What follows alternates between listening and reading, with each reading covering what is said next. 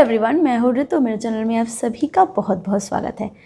आज मैं बात करने वाली हूँ एक ऐसे टॉपिक के बारे में जो काफ़ी दिनों से मेरे पास क्वेश्चन आ रहे हैं कि प्लीज़ मैम आप शेयर कर दो कि जब हम फर्स्ट टाइम किसी लड़की से मिलने जाते हैं तो हमें उस लड़की में क्या देखनी चाहिए। आई मीन टू से कि कौन सी ऐसी खूबियाँ हैं जो ज़रूर देखनी चाहिए, और टिप्स बता दीजिए या फिर कुछ ऐसी चीज़ें जो फर्स्ट मीटिंग से रिलेटेड है, स्पेशली अरेंज मैरिज के केस में।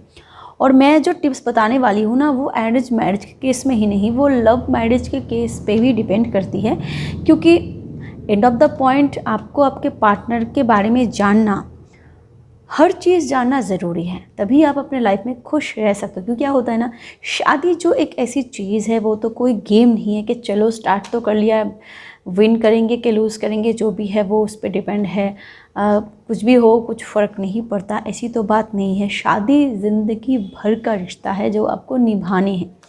तो इसके लिए आप जिससे शादी कर रहे हो, जिसके साथ आप इस रिलेशनशिप को निभाना चाहते हो, उसके बारे में जानना बहुत ज़रूरी है। नहीं तो आगे जाके क्या होता है ना, आपका पूरे जायदाद का आधा हिस्सा उनके नाम करना पड़ता है, और एंड देन वो तो डाइवोर्स देती भी नहीं है, और ज़िंदगी भर आप झुलस के रह जाते हो, ना तो इधर के रहते हो ना तो उधर के रहते हो, और आपको फील होती कि मेरी ज़िंदगी बर्बाद हुई। तो इससे अच्छा है, ऐसे सिचुएशन पे जाने से अच्छा है कि आप पहले ही उसके बारे में अच्छे से जान लो, ताकि ऐसे सिचुएशन आने की नौबत ना आए, क्योंकि बहुत चांसेस कम हो जाते हैं ऐसी सिचुएशन को आने की।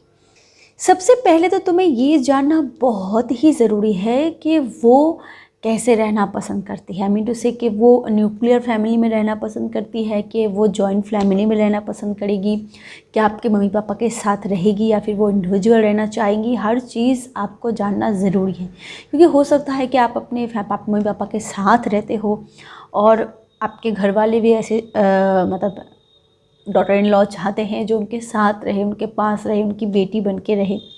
और हो सकता है कि आप जिनको देखने गए हो वो इतनी सुंदर है कि आप उनकी सुंदरता पे फ़िदा हो गए, और आपने सोचा कि चलो शादी तो कर लेते हैं, फिर बाद में मैनेज कर लेंगे। बहुत सारी चीज़ें होती है जो मैनेजेबल नहीं है, मैनेज नहीं कर सकते आप। तो पहले उस सिचुएशन को साइड पे रखिए, जो ज़रूरी है वो जानना ज़रूरी है कि वो आपके मम्मी पापा के साथ रहना चाहती है कि नहीं चाहती है। और मैं इस पर एक चीज़ और हाईलाइट करना चाहूँगी कि बहुत सारी लड़कियाँ ऐसी हैं जो ससुराल में जाके रहना पसंद नहीं करती, पर ऐसी बात नहीं है कि आपके मम्मी पापा को वो अपने साथ नहीं रखना चाहती। बहुत सारी ऐसी लड़कियां हैं जो सेल्फ डिपेंडेबल है, जॉब करती है, जो आपका प्लेस अलग है। हो सकता है कि आप ऐसी लड़की को देखने गए हो जो सेल्फ डिपेंडेबल है, इंडिपेंडेंट है, कमाती है, और वो चाहती है कि आपके मम्मी पापा के साथ रहे, पर आपके घर पे जाके नहीं। मतलब कि वो जहाँ जॉब करती है, आप जहाँ जॉब करते हो, आप इंडिविजुअल किसी और जगह पर सेटल हो जाओ और आप अपने मम्मी पापा के साथ सेटल हो जाओ, शायद वो यही चाहती है। तो हर चीज़ जब भी आप उसे देखने जाओ तो आप उनके साथ ये सारी चीज़ें क्लियर कर लो कि उनकी पॉइंट ऑफ व्यू क्या है इस बारे में। दूसरी पॉइंट, आज की डेट में सभी लड़कियां लगभग पढ़ी लिखी है, और बहुत सारी लड़कियां ऐसी है जो पढ़ाई कंप्लीट करने के बाद जॉब करती है या फिर जॉब करना चाहती है। उनकी वो ड्रीम्स है और वो चाहती है कि अपनी लाइफ में उसको फुलफिल करे, और वो ऐसा पार्टनर ही अपने लाइफ में चाहती है।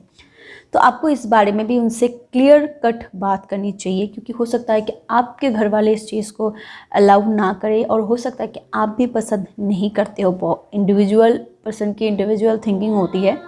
तो इस बारे में भी आप उनसे क्लियरली डिस्कस कर लो कि क्या वो जॉब को कंटिन्यू करेगी या फिर क्या वो इन फ्यूचर जॉब करना चाहती है, क्योंकि ऐसे टॉपिक को लेके अक्सर इन फ्यूचर बहुत सारी कॉम्प्लिकेशंस होते हैं लाइफ में, और बहुत हद तक रिलेशनशिप नहीं टिकती है, अलग हो जाते हैं लोग। ऐसे इंसान एटलीस्ट ऐसे टॉपिक पे बिल्कुल भी कॉम्प्रोमाइज़ करना पसंद नहीं करते हैं। तो स्पेशली आपको ऐसे टॉपिक पे डिस्कस कर लेनी चाहिए क्लियरली।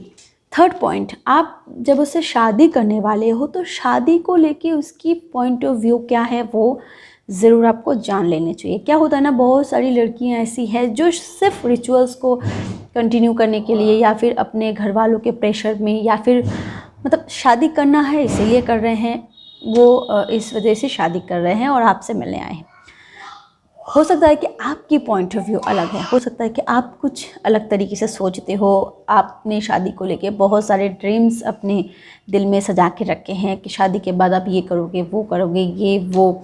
बहुत सारे लड़के ऐसे होते हैं जो स्पेशली शादी के लिए खुद को प्रिपेयर करके रखते हैं एंड सेव करके रखते हैं, और वो अपने लाइफ में किसी और चीज़ पे ध्यान नहीं देते, अपने करियर पे ध्यान देते हैं। करियर कंप्लीट कर लिया, लाइफ में सेटल हो गए, और अब वो चाहते हैं कि शादी कर ले, सेटल हो जाए। तो आप उनसे डिस्कस कर लो क्लियरली कि उनकी पॉइंट ऑफ व्यू क्या है। हो सकता है कि आपका और आपके पार्टनर का पॉइंट ऑफ व्यू बिल्कुल मैच ना करे, और आप आगे जाके शायद उनसे शादी भी कर लो, पर बहुत सारी चीज़ों को लेके अनबन होगी, बहुत सारी चीज़ें आपको हर्ट करेंगे। शायद आप बहुत सारी चीज़ें ऐसी होंगी जो आप चाहते थे, एक्सपेक्टेशन आपकी थी और फुलफ़िल नहीं हो रही। अगली पॉइंट, आपको एक चीज़ ज़रूर जान लेनी चाहिए कि उनकी मेंटालिटी क्या है, नॉर्मली वो कैसे नेचर की है। मैं कैरेक्टर की बात नहीं कर रही हूँ, कैरेक्टर मैं साइड में रख रही हूँ, स्पेशली इस टाइम पे मैं नेचर की बात कर रही हूँ, मैं मेंटालिटी की बात कर रही हूँ। बहुत सारे ऐसे इंसान हैं जो बिल्कुल भी मतलब ओपन माइंडेड नहीं है, बहुत ही नैरो माइंडेड है।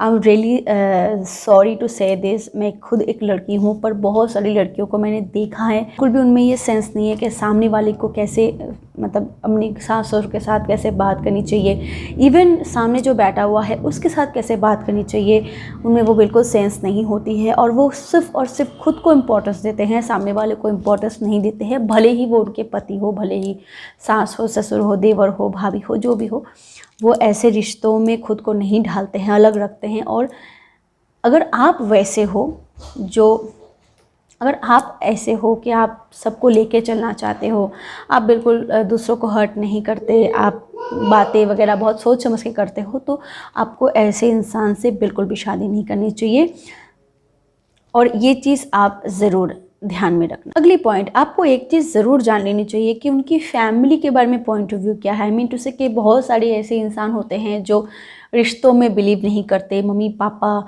इवन वो अपने मम्मी पापा का जो उनके साथ रिलेशनशिप है उस पे भी उनका बिलीव नहीं है। हो सकता है कि उनके मम्मी पापा के बीच में कोई अनबन है, बचपन से उन्होंने ऐसी चीज़ें देखे हैं, हमेशा झगड़ा करते रहते हैं, बहुत सारी चीज़ें होती है जो हमारी माइंड सेट हो जाती है। तो ऐसे इंसान जो होते हैं ना, वो रिश्तों में बिलीव नहीं करते हैं, और क्या होता है ना, वो शादी तो कर लेते हैं सोशल प्रेशर में या फिर घर वालों के प्रेशर में, पर वो रिश्तों को नहीं निभा पाते हैं।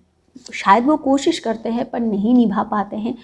और अगर आप वैसे नहीं हो, अगर आप रिश्तों में बिलीव करते हो, अगर आप सबको लेके चलना चाहते हो, अगर आप अपने मम्मी पापा को बहुत प्यार करते हो और बिल्कुल भी मतलब किसी के साथ आपकी अनबन हो आप बिल्कुल पसंद नहीं करते हो, स्पेशली आप नहीं चाहोगे ज़रूर कि आपकी वाइफ की वजह से आपके सारे जो रिश्तेदार हैं उनसे आपकी दूरी हो जाए, तो आप ऐसे इंसान से शादी करने से पहले दोबारा सोच लेना। मैं उनको कभी गलत नहीं ठहराऊंगी कि वो गलत हैं, पर क्या होता है ना, मेंटालिटी, नेचर, ये सारी जो चीज़ें होती है शादी के लिए, ये सारी चीज़ें मैच होनी बहुत ज़रूरी है। क्योंकि क्या होता है ना, बहुत सारे इंसान ऐसे होते हैं, लड़के भी ऐसे होते हैं जो इंडिविजुअल रहना चाहते हैं, सेपरेट रहना चाहते हैं, वो सबके साथ नहीं रहना पसंद करते। बहुत लोग होते हैं जो शादी के बाद अलग से सेटल हो जाते हैं, मम्मी पापा अलग रहते हैं, वो खुद अलग रहते हैं, लड़के भी ऐसे पसंद करते हैं। तो हर इंसान के लिए हर इंसान ऐसे होते हैं, तो उन दोनों का मैच होना ज़रूरी है। और आप ऐसे तो नहीं हो तो आपके साथ उनकी मैच नहीं होगी, तो इस बारे में ध्यान रखना बहुत ज़रूरी है। अगली चीज़ जो आपको जानना बहुत ही ज़रूरी है कि उनकी फ्यूचर प्लानिंग क्या है शादी को लेके। बहुत सारे इंसान ऐसे होते हैं जो शादी के बाद सेटल होने की कोशिश करते हैं। जैसे मैं अगर अपनी बात करूँ तो मैं पहले एक हार्ड प्रोफेशनल थी, मतलब कमाने के अलावा, काम करने के अलावा, मतलब अगर मैं एडिक्शन कहूँ तो मेरी यही थी शादी से पहले। पर जब मैंने शादी की, जब मेरे बच्चे हुए, तो मेरी फ़र्स्ट प्रायोरिटी मेरी फैमिली है। इसके बाद जब मुझे टाइम मिलता है मैं अपने प्रोफेशन को कंटिन्यू करती हूँ। और ये जो प्रोफेशन है ये तो 9 to 5 का जॉब नहीं है कि मुझे करना ही करना है, जब मेरा मन करता है करती हूँ, नहीं करता है नहीं करती हूँ। पर बहुत सारे इंसान ऐसे होते हैं जो सिर्फ और सिर्फ वो अपने करियर को ज़्यादा प्रायोरिटी देते हैं। और बहुत सारे ऐसे इंसान होते हैं जो शादी के बाद 5 साल 10 साल भी फैमिली प्लानिंग नहीं करते हैं। और आप चाहते हो कि आप अपनी लाइफ में सेटल हो चुके हो, आप अच्छे खासे कमाते हो, तो आप चाहते हो कि शादी के 2 साल बाद आपका एक बेटा हो या फिर एक बेटी हो, एक बच्चा हो, आई मीन टू से, और आप अपने फैमिली प्लानिंग को आगे बढ़ाना चाहते हो, आपकी सोच ऐसी है, तो आपको ज़रूर उनसे खुल के इस बारे में डिस्कस कर लेनी चाहिए। क्योंकि क्या होता है ना, हर एक छोटी छोटी चीज़ों को लेके ही शादी के बाद रिश्तों में दूरियां बनती है, रिश्ते बिखर जाते हैं, सेपरेशन हो जाती है। तो यही छोटी छोटी बातों का ध्यान रखना शादी से पहले ज़रूरी है। अगली जो चीज़ आपको ज़रूर ध्यान में रखनी चाहिए अपने पार्टनर के बारे में, वो है उनमें एरोगेंस है कि नहीं। मैं एटीट्यूड की बात नहीं करूँगी, क्योंकि एटीट्यूड हो चाहे ना हो वो अलग बात है। एटीट्यूड मुझ में भी है। मैं ज़्यादातर जो अननोन पर्सन होते हैं, मैं फटाक से किसी के साथ ऐसे ही बात नहीं करती हूँ। जब खुल मिल जाती हूँ, जब ऐसी फील होती है कि नहीं पर्सन जो है वो ओपन माइंडेड है, फ्रैंक है, तब बिल्कुल घुल मिल जाती हूँ। तब तो टाइम ही नहीं लगता है उनके साथ बात करने में। पर छटाक से मैं किसी से घुलती मिलती नहीं हूँ, बात नहीं करती हूँ। तो बहुत सारे इंसान ऐसे होते हैं जो अलग अलग माइंड सेट रखते हैं, अलग अलग एटीट्यूड है उनमें। पर ओवर एटीट्यूड, या फिर मैं कह सकती हूँ कि अगर जो इंसान में एरोगेंस होते हैं, वो ओपन माइंडेड पर्सन के साथ अगर शादी करे तो उस इंसान की ज़िंदगी बर्बाद हो जाती है। क्योंकि क्या होता है ना, आप तो मतलब सेटल होने की कोशिश करोगे, आप अंडरस्टैंड करने की कोशिश करोगे, आप समझने की कोशिश करोगे, समझाने की कोशिश करोगे। पर जिनमें एरोगेंस होते हैं वो ये इस चीज़ को नहीं समझते। क्योंकि एरोगेंस जिस इंसान में होती है ना, उनका दिमाग बहुत गर्म होता है और वो किसी भी चीज़ को मतलब शांति से नहीं सोच सकते हैं। तो ऐसे इंसान से शादी करने से पहले दोबारा सोच लेना बहुत ही ज़रूरी है।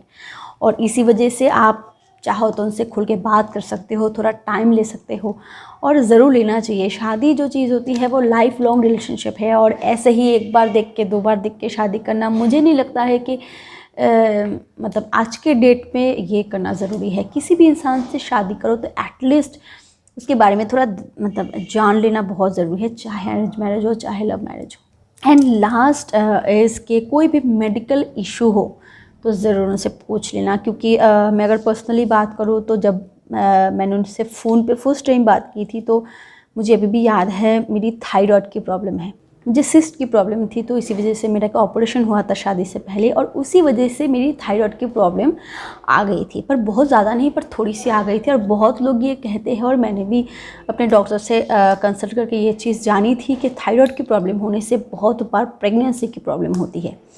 तो मैंने क्लियरली अपने हस्बैंड से इस बारे में बात कर ली थी। अब मेरे हस्बैंड ने उनके फैमिली मेम्बर से इस बारे में बात की कि लड़की ऐसी कह रही है, ये वो। फिर वो मुझसे क्लियरली बात किए क्या तुम्हें ये प्रॉब्लम है। और हमारे फैमिली में एक मेडिकल एडवाइज़र भी हैं जो इस लाइन में काम करते हैं, और उन्होंने मुझसे पूछा कि तुम्हारी रेंज क्या है। तो मैंने उनको बताया कि नॉर्मल है, ज़्यादा नहीं है, पर मैं मेडिसिन लेती हूँ। तो उन्होंने कहा कोई प्रॉब्लम नहीं है, तुम संभल के अगर ज़िंदगी भर रहो तो कोई प्रॉब्लम नहीं है। और फिर इस चीज़ को उन्होंने अवॉइड कर लिया। पर मैंने इस चीज़ को शादी से पहले ही उन्हें बता दिया था, क्योंकि मैं चाहती कि मैं अपनी जगह पर लॉयल रहूँ। तो ये ज़रूरी है, आप अगर वो नहीं बताते हैं तो आप उनसे पूछ लो कि उन्हें क्या कोई मेडिकल हिस्ट्री है। क्योंकि शादी के बाद अगर आपको पता चलता है इस बारे में, तो यही बात के लिए आगे जाके आप दोनों में ऐसी अनबन क्रिएट हो जाएगी, फिर आप उसको सुलझा नहीं पाओगे। तो ये सारी चीज़ें अकॉर्डिंग टू मी, बहुत सारी और भी चीज़ें हो सकती है। अगर आपको लगती है तो आप मुझे कमेंट बॉक्स में ज़रूर बताना। पर मुझे ऐसी लगती है कि स्पेशली इन सारी चीज़ों के बारे में जानना एक लड़की के बारे में शादी से पहले बहुत ज़रूरी है। इस वीडियो के बारे में आपकी क्या राय है, मुझे कमेंट बॉक्स में ज़रूर कमेंट करके बताना। क्योंकि हो सकता है कि बहुत सारे ऐसे पॉइंट्स हैं जो मुझे पता नहीं है, आपको पता है, और आप मुझे कमेंट बॉक्स में ज़रूर इसके बारे में शेयर करना, ताकि मुझे और मेरे और बाकी सारे जो व्यूअर्स हैं उनको भी पता चले। Thank you so much for watching my video. Keep watching and keep healthy. Bye bye.